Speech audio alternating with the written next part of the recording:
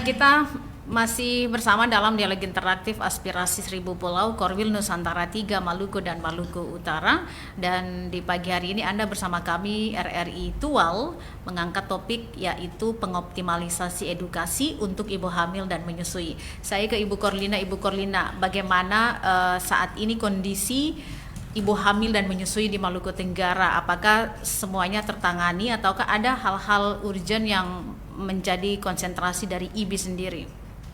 Baik, terima kasih Bu Maya. Ya, jadi sesungguhnya kewenangan bidan, tugas dan perannya itu mencakup ibu, kemudian anak, kemudian remaja dan keluarga berencana.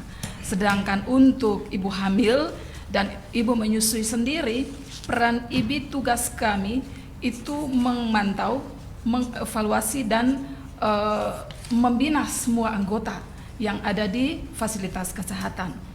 Permasalahan itu pasti terjadi, permasalahan itu ada, tetapi yang tadi disebutkan ada strategi-strategi yang kita gunakan lewat pembinaan, baik itu individu maupun di tingkat ranting, sehingga permasalahan yang terjadi baik kepada ibu hamil maupun ibu menyusui itu bisa tercover secara baik.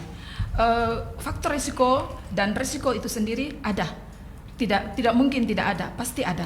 Yeah. Tetapi lewat peran kita pada anggota masing-masing yang tersebar di 20 puskesmas, 2 rumah sakit, dan juga di tingkat desa, IBI terus memantau dan menggalakkan, memberikan pengetahuan yang terupdate, sehingga anggota kami mampu untuk melaksanakan itu sampai ke tingkat desa.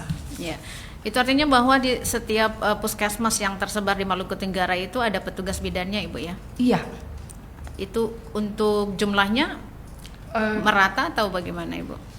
Kalau pemerataan, kalau mau dilihat memang dari organisasi melihat dari sisi organisasi belum merata. Belum merata di semua fasilitas kesehatan, khususnya yang tingkat pertama, yang di tingkat puskesmas itu belum merata. Karena kita ada wilayah daratan besar dan daratan kecil dengan mempunyai jumlah puskesmas yang ada. Untuk pemerataan tenaga, menurut pantauan kami itu belum merata.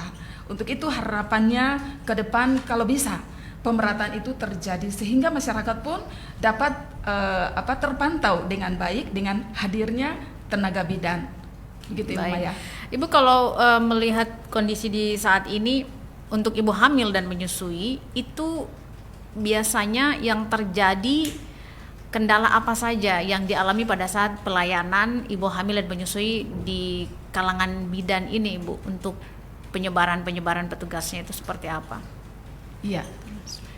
Jadi untuk dengan adanya tenaga yang tidak merata di semua fasilitas kesehatan, jelas itu merupakan suatu kendala untuk bagaimana mendekatkan diri kepada pelayanan kita kepada masyarakat. Tetapi yang tadi saya katakan bahwa walaupun dengan terbatasnya tenaga, tetapi mindset serta strategi yang diambil oleh organisasi untuk memperkuat tenaga yang ada di lapangan, sehingga yang tidak bisa terpantau itu atau tidak bisa tertangani di fasilitas kesehatan tersebut, maka bisa dirujuk atau dikirim ke fasilitas kesehatan yang lebih tinggi seperti itu, Ibu Maya. Baik.